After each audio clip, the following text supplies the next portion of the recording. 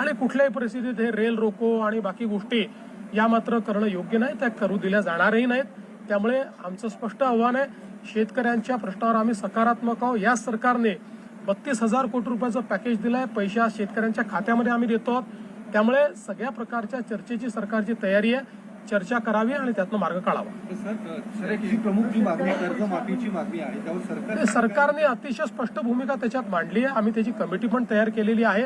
आणि आज पहिला प्रश्न असा आहे की जे शेतकरी आज अडचणीत आहेत, ज्यांचा शेतमाल पूर्ण पावसामुळे त्या ठिकाणी झोपलाय, तो खराब झालेला आहे, शेती खराब झाली आहे, पहिले त्यांना मदत करायची की पहिले बँकांना मदत करायची, हा महत्वाचा प्रश्न आहे. म्हणजे शेवटी आपण हे बघितलं तरी आपण जेव्हा कर्जमाफी करतो त्यावेळेस ते पैसे बँकांना जातात, त्याचा थेट शेतकऱ्याला काही लाभ मिळतो असं नाहीये.